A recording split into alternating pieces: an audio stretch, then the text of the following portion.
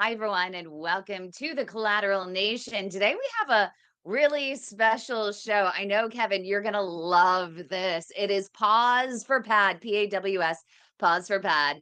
We are one day out of PAD Awareness Month, which is in September for P.A.D, peripheral artery disease, the poor circulation, and mainly the legs. But it's October 1st. So I figured let's just keep the fun going, keep the awareness going, and kick off the month with PAWS, pause for P.A.D, because a study shows that someone walks 22 minutes more each day when they have a dog, which is so cool. And in the past couple of years with the Global P.A.D Association, we've had this PAWS pause for PAD event, and our flagship was in partnership with the Limb Saver Society, which the Limb Saver Society earned the Global P.A.D Impact Awards Limb Preservation Team of the Year for 2025. But they had a really cool event. So Kevin, I want you to meet Alejandra and Sophia, and they are with the Limb Saver Society, and they're going to share with us all about their Pause for PAD event. But Kevin, you're no stranger to furry friends. No, Sophia and Alejandro, I'm a veterinarian, or used to be. I like the animals. I liked working with cattle, especially. I had trouble with people and ended up in applied mathematics, which makes total sense. Anyway, I appreciate what you do. And yes, we have 3 dogs and how many cats? 4 cats. And so it's a bit much. But anyway, nice to meet you and I appreciate what you do. Nice to meet you. Thank you. It's so good to have, and we have quite the studio audience here. We even have a good friend we haven't seen in a long time from Massachusetts. Susan is in our live studio audience. Make sure she has a couple of dogs. She actually says that's her treadmill are her 2 dogs. So definitely proves our point, Kevin, that dogs are fantastic for walking as medicine. And they make great friends. Yes. And they do make great furry friends. We absolutely love them. And they give lots of kisses, even when you take them to go get their stomach pumped, because one of them, you didn't know which, got into a bag of nuts. They shouldn't have. Yeah, that was me yesterday. My poor dog took one for the team, but he's doing great. All the doggies are doing great. Learned a big lesson. Take them for a walk. Don't let them eat things that they shouldn't off the floor. But which is no fun. So I want to get to Alejandra and Sophia. I know you're going to be joined by another team member, Adrian, who helped you out with the Pause for PAD event. But let's show some pictures because you have a lot of pictures. This looks like it was a really fun event. Yes. Okay. Look at the this. dogs for adoption. Yes. Oh, so you had dogs for adoption out there. Yes. It was at Home to Bark and Purr, which is kind of like it is a nonprofit adoption organization, right? So we had them out there hoping, that these doggies would get adopted. Last year, we actually had 3 adoptions. This year, we weren't lucky enough, but, we continue hopefully maybe partnering up with them, see how we can continue helping them. Oh, that is so cool.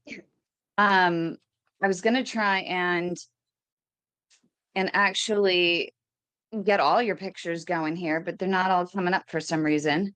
So hold on, I'm gonna try and see if I can. Sophia, are you from Minnesota? I'm not. I'm from El Paso, Texas, actually. Oh, it sounded like Minnesota. Interesting. Oh, really? Yeah, it sure did to me. Really? That's interesting. Yeah, I'm from Texas. Lived here most of my life. Big state. I drove across it once. Went on forever. Houston. Houston. Oh, Yes, nice. you're in Houston too. We have people across the country that are joining us today. Wow. I'm gonna have to, because I don't know how to do this, I'm just gonna have to be clunky about this whole thing. So there's another picture. There's the folks for the Cliff Conference that's coming up where you educate clinicians and physicians about PAD. So you had your 10. So tell us a little bit more about just the thinking behind the whole event, how you put it together, everything was there. And I'll try my best to try and bring these pictures to fruition. There's Yeah. another one. Oh, there's another baby. Yeah. You had a lot of babies there.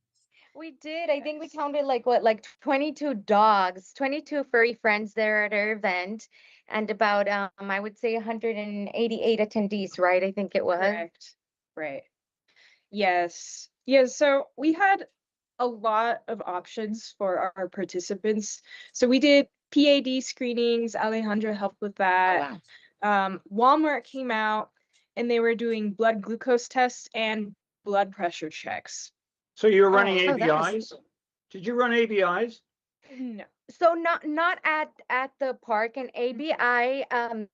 Usually, we have a big machine to do it. There is portable ones now, but the one we have is based off of our practice. So what we do is just a peripheral arterial disease screening, and then if they test positive for it, we make sure that we call the patient and we get them scheduled at our office, with the first thing being scheduled for an ABI. Okay. I wondered how you did it. That was all. Yeah, it's a Yeah, screen. what was the percentage of people that you ended up with positive? Did you get a few positives?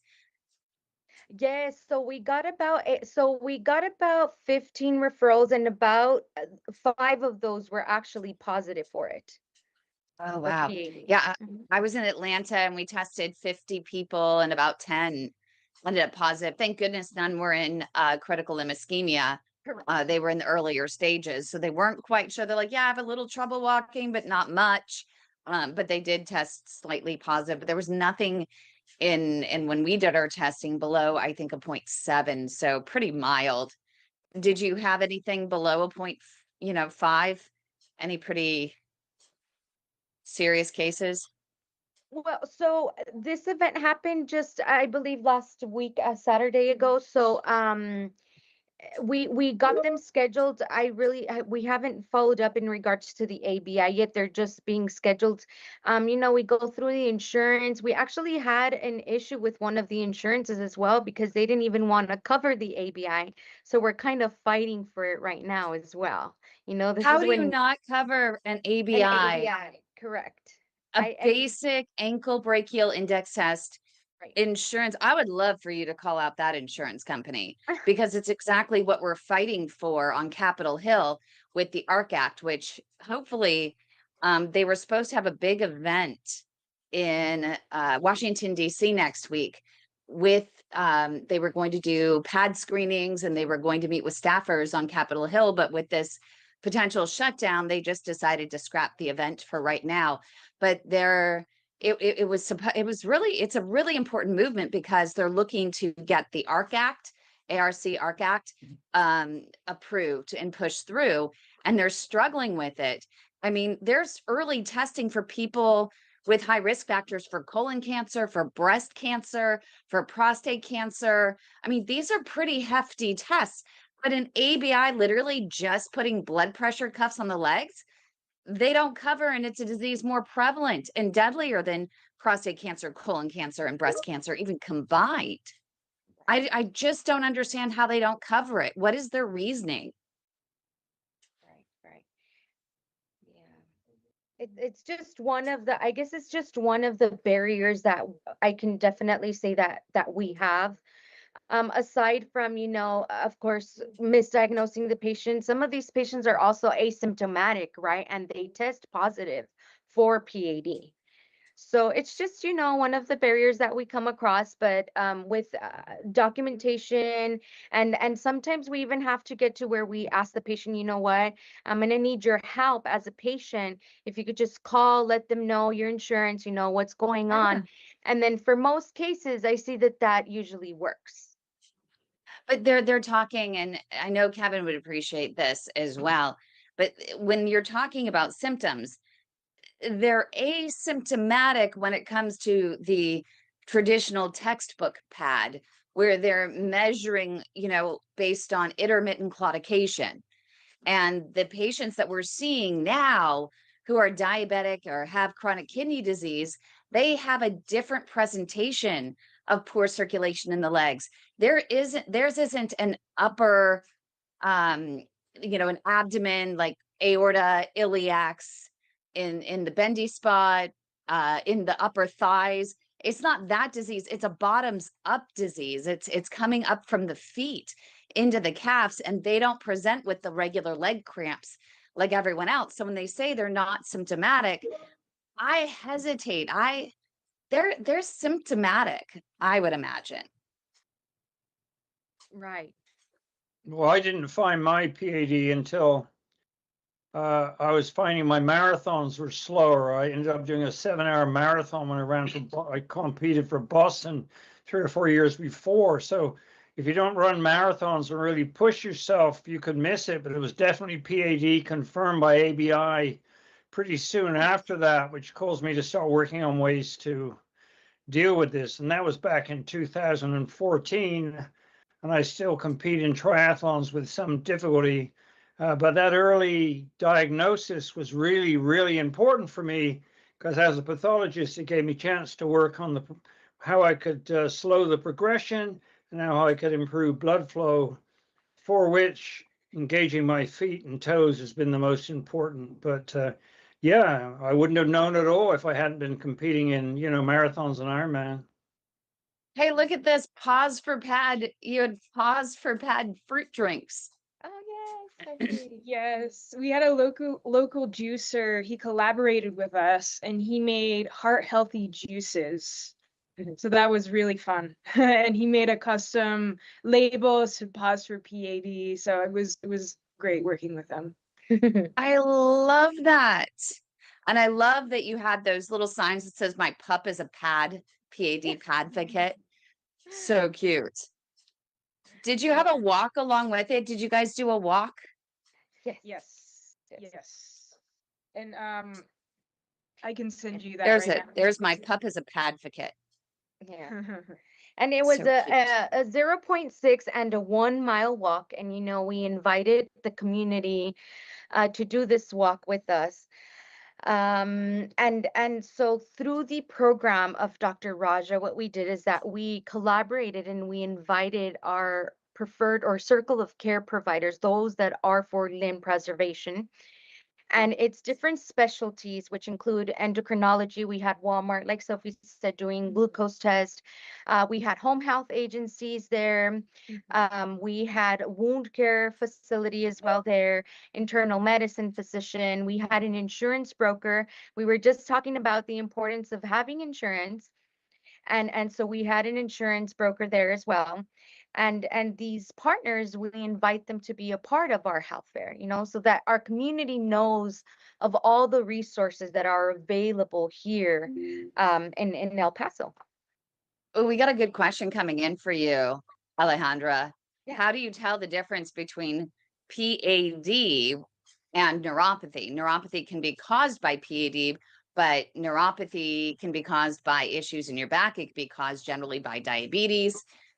How do you know the difference? Okay, well, I must say I'm a certified medical assistant, and from the background medical experience that I have in these past 10 years, the difference that I have seen is definitely neuropathic pain is numbing and tingling sensation to your lower extremities, to your toes. We have a lot of patients that sometimes don't even know or are aware that there's an opened ulcer or wound or there's a bunion because there is no sensation. When it comes to arterial disease, and this is part of our PAD screening, would be, are you older than 30? Are you older than 40 years? Do you smoke? Do you have hypertension? Do you have high cholesterol? Do you have diabetes? Do you have chronic kidney disease? Another symptom of PAD would be a discoloration, cold feet, non-healing wounds. If your wounds are non-healing and they have more than 30 days, then it's time to seek out help. I mean, even before, right? That's why it's important to always, you as a patient yourself or your physician, make sure that you examine your feet. Your legs in between your fingers, make sure that that's always present. Good explanation. And we should get to Kevin in on this one. Kevin, you want to expand on what she was saying about PAD and neuropathy for our Well, viewer on YouTube? there are clearly clinical differences, that's for sure. But if you suspect PAD and ABI tests the way to go. If you suspect neuropathy, then you need to go to some kind of neurologist, work out where the problem lies and how to resolve it, which can be difficult. Yeah. I have a PhD in neuropathology, but unfortunately, it's in metabolic diseases in the brains of sheep, which really doesn't help too much. But you know that they first discovered claudication in horses. So I think that you might know a little something, something. Yeah, I'll reach for my gun. Oh, no, this is all about la la la. We love our furry friends. If Sorry, people just only veterinary. knew you. You Veterinary rescue every jokes. animal possible. Aw. Absolutely. He just rescued a cat just recently. And I was so impressed that I you tried know, to he find said, the owner. I tried Yeah. really hard to find the owner because 4 cats is too many cats, but not to worry. What are you going to do? Do no harm, right? do no harm. But it's great because, you know, the cat gave you a little run for your money and you had to catch the cat first. Yeah, that's true. But there are ways to do that. Yeah. Yeah, very, very interesting, actually. By the way, I answered a question on YouTube. I think it was in response to our last Collateral Nation. And Yeah. the person been trying heat and cold on their PAD. I found that neither of those did me any good. Low impact movement has helped a lot. But what's helped me most of all is turning my feet into remote blood pumping stations. That I use all the time now, and it actually really works. And if people find it helps them, it's really helpful to have feedback on that. So I'm busy making the audio book of the training plan, by the way, Kim, Oh, in great. response to Josh's encouragement. So now I'm slowly becoming an audio geek, which is pretty interesting, actually. So, Love yeah, it. So the problem is reaching and patients. That's the problem. How Sophia do we and reach them? Alejandra don't know anything about your book. Do you want to share a little bit more for them about your book? I'm Only, sure they would love it too. only if they're interested. Oh, yeah. Yes, absolutely. Absolutely, yes. Okay, I'm no vacuum cleaner salesman. In fact, the biggest struggle I have is promoting my work because it's not in my nature. But oh yeah, there's the training plan I put up. The previous 2 books have me on the front finishing races. And then I decided I should really not be the hero of the book. The PAD patient needs to be the hero. So I created that cover. It's a bit hokey, but it's better than the other ones. And the thing is, I developed the first symptoms in marathons back in 2014. ABI test was positive. 2015, I now have a completely occluded right popliteal artery, and I have no dorsal pedal pulse. And it's a real struggle to fight it. And I'm also trying to run. I'm still doing that. In 2023, we're talking nearly 10 years later, I came in 3rd in my age group, 80 to 84, in the World Half Ironman Championships in Finland, which shows that the things I'm doing are working. Yeah. I've got a pretty good signal for O2 sats on my toes, which I check with an O2 sats meter, especially the little toe, which is most at risk, which makes no sense when it comes to the anatomy of the plumbing. But anyway, so I decided I create a whole bunch of videos that are linked to that book to explain to people what to do. My problem as a scientist is reaching out to non-scientists can be tricky. But it's a plan. And you know, the first lesson in that book is a good one. I don't know how it came to me. And that is, first, before you move on, you have to grieve the past. You have to let go of what you used to be able to do and embrace what you can do now. And that, I think, once you do that and let go, instead of sitting in a wheelchair losing your leg, you can be out there moving around using Kim's walking programs. You can actually fight back against this horrible disease. My method in the feet has made more difference than anything.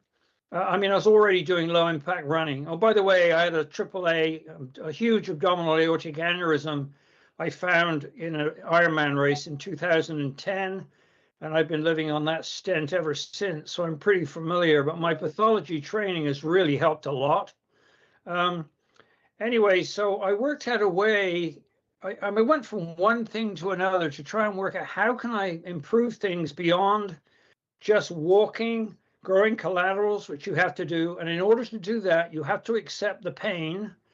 I've been working on whether you should do intensity or endurance, which I think is an important area needing study and hasn't been done. But about 3 years ago, I thought, well, the first thing you lose is your toes. So let's get toes in on the game.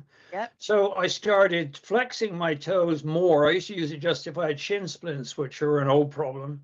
And I kind of noticed how that contracted the muscles in my calves and clearly improved venous return because of valves and veins. And then I started thinking, well, what if I flex my entire foot? There are about 10 muscles in your feet, and muscles are pumps. People tend to think the heart's a pump driving blood through, inert blood vessels like regular pipes, like the plumbing system in your house. Nothing could be further from the truth. Your body contains probably trillions of pumps of various kinds. Every artery is a pump through the elastic recoil. And plus your heart is 2 pumps anyway. And so I started, the videos explain how to do this. And the way you do it is, in order to turn your feet into pumps, you contract the muscles in your feet. Of course, it contracts muscles in your calves too by flexing your toes, and that drives blood out of your foot. And then the return stroke is you spread your toes, which takes practice. You start with using yoga toes, and then you spread your toes. And what that does, it separates somewhat the metatarsals, which are compressing arteries between the metatarsals to some extent. And so I do this. I now do this automatically. I don't think about it. Made a dramatic impact on blood flow through my feet. And now I'm in a situation where I almost never claudicate while walking, even uphill. If I'm uphill, I have to do this harder. That's the P.A.D. 100 method I developed based on a Pilates 100. And so by turning my feet into pumps, I've dramatically improved my chances of continuing to compete in half Ironman races. Whether with P.A.D. of my severity, I can do marathons again. You have to be realistic, but then again, why be realistic? Screw realistic. So I'm trying to do that, but it's quite a lot of work. So that method that I kind of dreamt up, I guess, has really helped me more than anything. The thing is, it needs to be tested. It needs to be tested in a vascular lab to check the hemodynamics. What are the hemodynamics when you do that? I'd like to see the science. Right now, all I have are the data. Which reminds me of John Snow removed the pump handle of the Broad Street pump in Soho and demonstrated that that cholera was carried in the water, the drinking water, not the air. So one person doing something means something, but then you have to do the follow-up work to prove it. And that's what's needed for this. A number of people have told me it is helping them. When it helps me most, I think, is when I wake up in the morning, my feet feel weird, and I find my balance isn't so good. So if I do the P.A.D. 100 before I get out of bed, my feet grip the ground. Remember, there are about 13,000 receptors on the bottom of your feet that play a big role in balance. So you can grip the ground with your feet when they're strong like this. So not only is it reducing claudication, it's improving my balance. And all this just comes from my training as a pathologist, a lifelong athlete. I've been doing Ironman for 25 years. And I think my knowledge of anatomy and physiology has helped. So I'm the right guy in the right place for myself. The question is, am I the right guy in the right place for anyone else? Well, that's what I'm trying to prove. We have a new person. Anyway, that's it. Hi, everyone. Yeah, and Adrian missed that. Really good. What'd you guys think? That's pretty interesting, isn't it? Oh my goodness. I heard Yeah. something about a P.A.D. 100. I like that. What is that? You want to go a little bit into that? Just getting the feet moving 100 times? I don't want to tell the whole story. What's your name again? Adrian, I'm part of this wonderful team. Okay, so we have Sophia, Alejandro, and Adrian. Is it Adrienne with 2 N's and an E? Yes, correct. Okay, well, So we start out with he's all about strengthening the toes, right? The toes are the first to go. And Yes. so he really started with all of his marathon training. He's 82 years old, I believe. And he has full blockages groin to toe, also was stented for an aortic aneurysm. He's still at 82, competing at a world level in triathlons. And this is literally how he was able to do that. He's a pathologist as well by training. So he was able to figure out, you know, how to create these exercises to strengthen his toes. And he turned his feet into pumps. And so this is how he did it. You start with the yoga toes, and you have your toes spread, right? And Kevin, you try to curl them under, try to bring them in, You and pick that's up how you towels, but exercise them, that was for improving venous return. That was one of my early ideas. But then right? I extended it to spreading your toes and flexing your whole foot alternately, which then turns your feet into pumps. It not only improves venous return, but it helps blood flow through your feet, reducing back pressure or backflow, which is a common cause of problems in pipes. If you narrow the pipe, it's harder to get the fluid through. So by converting my feet into pumps, which took a lot of work, I had to learn how to do it not only lying in bed or sitting in a chair, but I have to also do it when I walk, which takes a certain amount of skill, as you have to do everything softly and gently, which is why I put that Medusa in the movie. And so yeah, no, and it seems to be Yeah, working where's the quite well, Medusa? but it needs some research. It needs some research. There's the Medusa. It's very interesting. And I Right. think patients will be willing to start with that. It's the least they can do, get the toes moving Right. and, go from there They until, have to spread their toes. Most people's feet, you got to get out. You got to get into shoes with a wide toe box. You must not wear any constriction. Tube socks are terrible for this because they apply constant lateral pressure to the foot. And unless you have a venous problem as well, venous insufficiency, you do not want to wear compression wear on your legs. That's fatal. It just makes absolutely no sense to compress a pipe which is already struggling. So yeah, it's just basic physiology and anatomy. It's not magic in any way, but it works for me. And this is beautiful. I think it could definitely, I guess it's a revolution to the future, right? Because you're right, and Dr. Raja kind of explains it that way. Our arteries are like pipes; they need to be cleaned out, right? And what better way than to starting with this exercise? We would see how. I mean, this is beautiful. yes. Yeah, you It have to would be kind of combine. You fun. have to combine it with exercise like Correct. walking, preferably walking a lot to grow collaterals, and you have to make some effort to grow collaterals. So you have to face the pain. I Correct. recently published some stuff on comparing intensity to endurance, and so intensity is what's often recommended, which is push through the pain. I think I can argue against that to some degree, but you have to take the pain to a level you can just handle. And that tells your body, I'm not getting enough blood to my calves or my feet if they go numb. And so you send that message to your body, but you must not interfere with function. So once function, like your feet start to slap the ground, you need to back off and let your calves refill if you're taking an intensity approach. One of my videos, I compared this to the use of the lactate threshold test in my training for Ironman. People showed no interest in that. They didn't like the science words, I guess, but they need to wake up. Every Yeah. PAD patient needs to become an endurance athlete because PAD never goes away. It never goes away. Like when you're running a marathon, it seems to never end. It's the same idea. So you have to turn into an endurance athlete fighting PAD. And it's easily done. I put the stages in my training plan, which is published as a paperback and an ebook. And right now I'm creating the audio book, but it's 20 steps through 14 weeks, and you can adjust the times, which is basically the journey I took in the last 10 years, but optimized for learning how to get blood through your feet and to stop losing your toes and how to build collaterals. It's all in there. So that was kind of fun. Life is fun. If it's not fun, don't do it. But remember, good pain has to be fun, because running marathons is all about pain. Also, you need to cross train.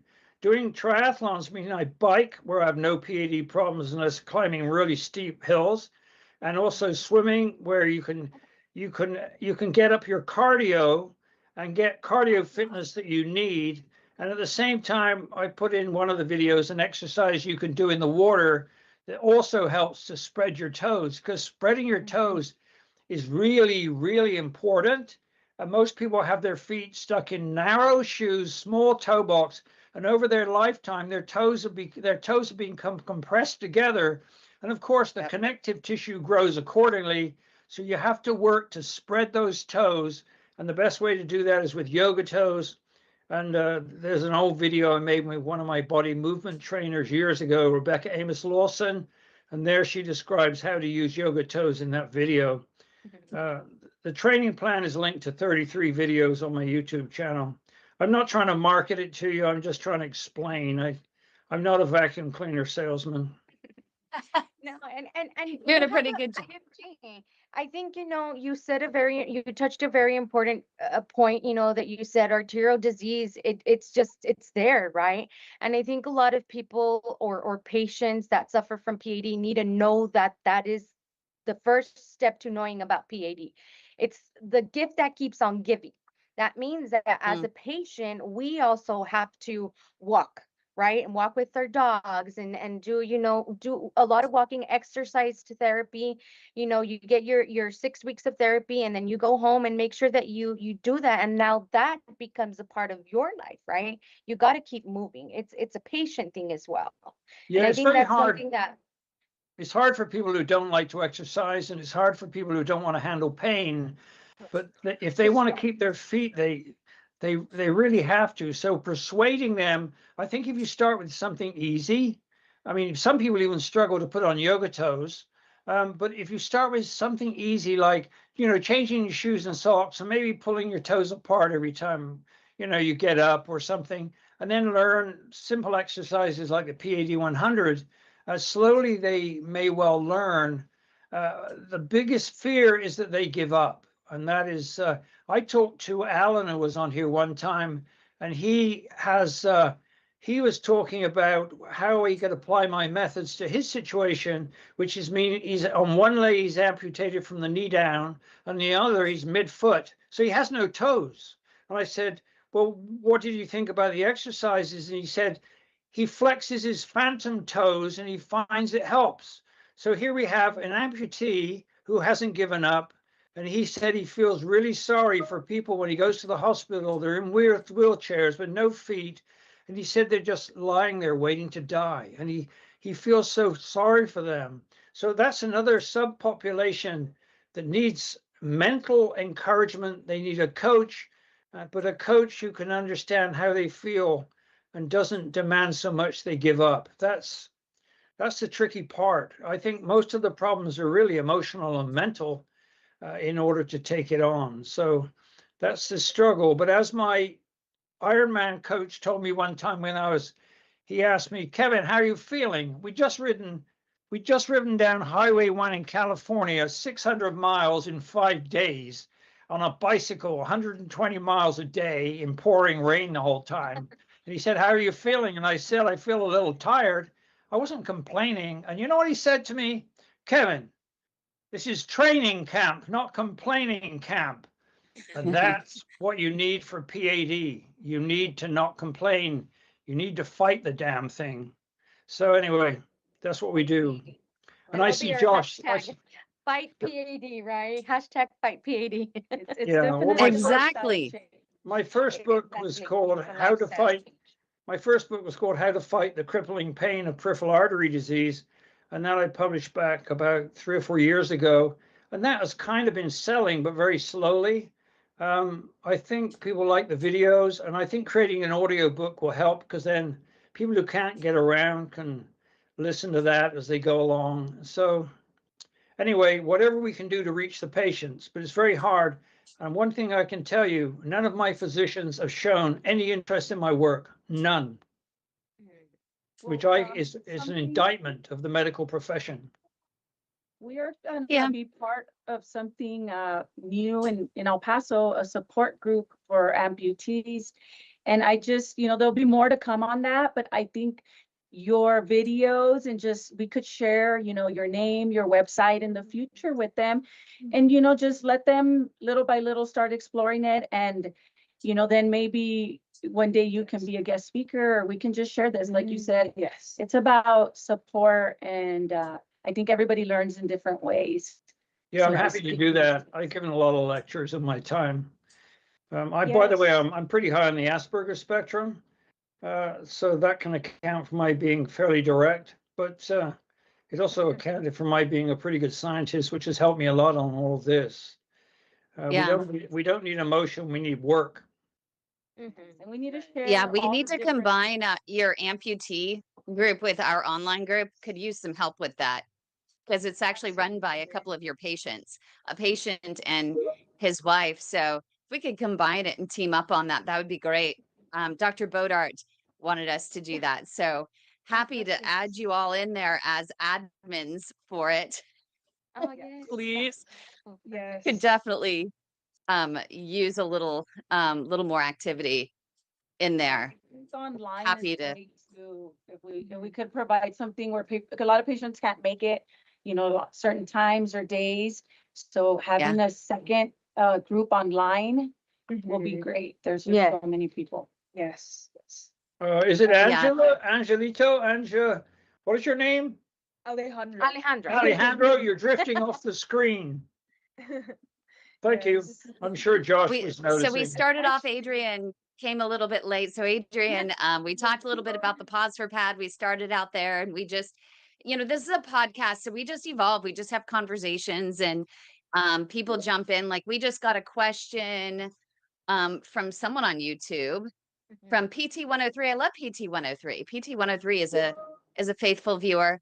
Wants to know how accurate is an ABI in general, but then also wants to know if Kevin has increased his ABI. The answer to the latter one is yes. But it's through collaterals. I mean, I've got a lot of collaterals now on the right. As I said, my popliteal is 100% blocked. So last time I looked at my ABI, it was improved, but mainly I follow through function, and function is pretty good, which I'm pleased about. Well, the first question, what was that? So they want to know if an ABI is accurate. Maybe Sophia and Alejandra and Adrian, do you want to jump on that one? Yeah, absolutely. So for an ABI, ABI, TBI, right, ankle brachial index and toe brachial index, usually an ABI is pretty, accurate. But you definitely want to make sure that it's followed by an arterial Doppler and ultrasound, which that at times can also be inaccurate, right? Nothing like an angiogram, right? An Afro procedure where there's actual fluoroscopy, ultrasound guidance, and the physician can actually see directly into the artery, into the vessel, determine what type of atherosclerosis the patient has, right? Is it a hard rock plaque? What type of plaque? And the diameter of the vessel, right, that's occluded. So nothing better than an angiogram would be my answer. I have another alternative, which is less expensive and less onerous. If for 30, 40 bucks, you buy an O2 SATS meter and you put it on your toes, it works fine. And I've had people send me data on that. One guy sent me O2 SATS information, and on one of his toes, it was fine, like 98. On the other one, it was 89, and he went to see a physician, and yes, he had P.A.D. So that works quite well. So that's another test you can do at home, but you do need to see people who know what they're talking about as well. Exactly. Yeah, the and if ABIs are the one thing is with diabetics, diabetics have a tendency with the ABI that they might have non-compressible vessels, and so they may get an abnormal normal reading. And so I like that, Alejandro, you say that, hey, make sure you do get the follow-up with the ultrasound. But I think that Kevin also brought up a good point that he doesn't pay as much attention to the test as much as his functionality. A lot of patients always tell us that they, oh my gosh, I have a blockage. Oh my gosh, what do I do about this blockage? Well, how do you feel? Yeah, And your body knows people may best. Or Your how body What? knows best. feeling, right? That's something else too. In the wound care centers, a lot of times Yeah. they have one procedure and everything starts to look good and then it stalls. And a lot of providers tend to not go back to the revascularization. Instead, we're trying different things with the wound. And we need to go back and we need to realize that Yeah. they get reoccluded. Like we said, PAD doesn't go away, it's continuous. And we need to revisit. And that's the beauty of a multidisciplinary group. Like we're constantly in communication. So if someone is stalled, if someone's not feeling well, if there's other factors that are not, coming out correctly, then the team is there to reconvene and get a different plan. What do you do about Yeah. their emotional challenges? Because some days it feels like I'm fighting an endless battle, and I sometimes have a bad day with that. That is the real trick, I think. Of course, what my coach said is right. It's not complaining camp. Right. And I think personally, with our patients, making them feel as comfortable as possible, making them understand that we are a team now, that they're not alone in their diagnoses. We have a 24-hour hotline where we're always available for our patients. Yep. Education, right? Educating them on what is their disease, how are we going to treat it, how are we going to move forward.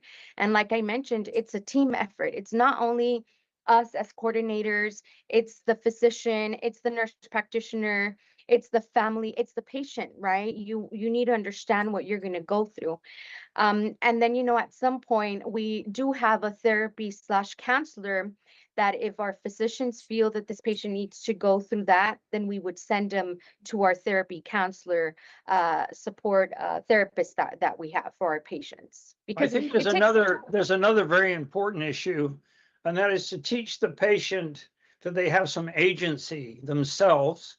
My website is called Inspirational Self-Help Books, and I made it that way because the physicians do everything they can, but then you leave and then you have to live with it. When I found my aneurysm and had the stent put in 2010, I could get no useful advice from physicians because they didn't know anybody doing Ironman with a AAA stent graft. And so I had to self-help myself. And I think if the patients are taught a few simple exercises they can do themselves, it will give them a sense of agency, that they have some control in the process. And then feeling part of the team, as you describe, it kind of rounds up the whole process. They're not alone, but they also can do something themselves. So correct. I think that's pretty important, which is why I made all those damn videos. So excuse my language, Kim. At the Limb Saver Society, that's one of our big missions is education is empowerment to the patients. Yep. And Yep. the more they know, you just start to see it too. They leave here with a smile, just more confident as they go through our program, through their disease process, you'll get to see them also change.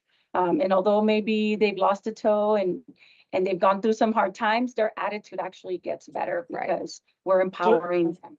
So they have some agency, but also they feel they're not alone, Correct. I which think is the that's great. the first step, correct. Yes. Making them realize that they're not alone in this disease, that we're with them and we're advocates for them, right?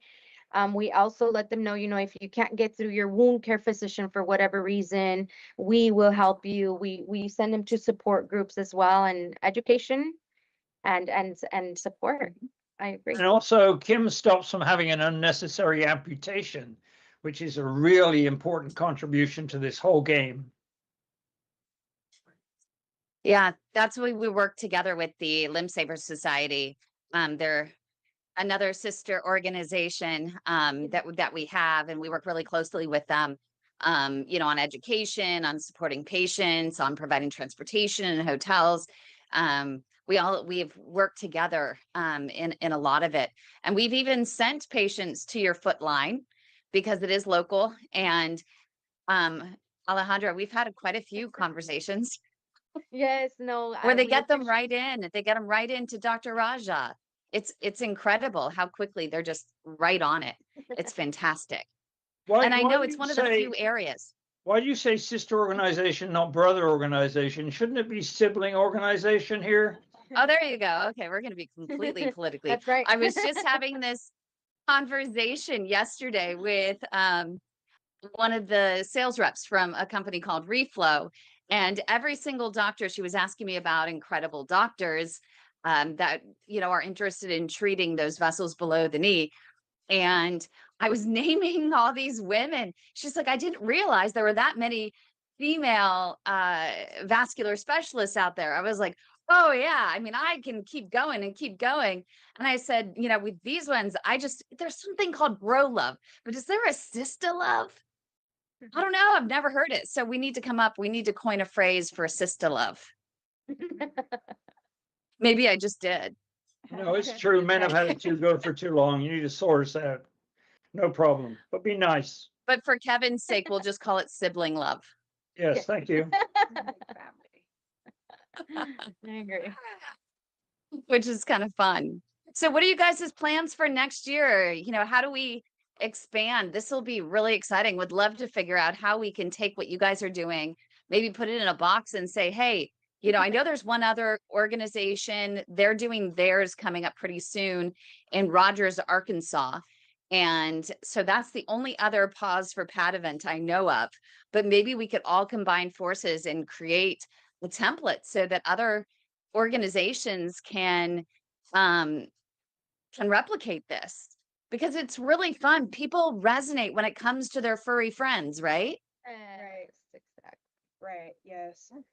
Well, actually, at PAWS for PAD, we did have an amputee support group there, in your clinic. good. And we've been discussing having a walk for the amputees in April. So that could Oh, be wow. potentially another PAWS for PAD walk. But that's currently in the works. But do you guys have anything, any other events for next year? I think it would just be Well- great to get more people involved and more cities and towns and. I agree. Yeah. More so, imagine making it like a huge, September 20th or a day in September, which is Peripheral Arterial Disease Awareness Month, right? Yeah. Have a day in September and then just have a whole bunch of organizations around, First the Saturday in states, September. right? To have this PAWS for PAD and just make it global. I think that would be kind of like my vision, my mission in the next few years. Have like a day dedicated to PAWS for PAD.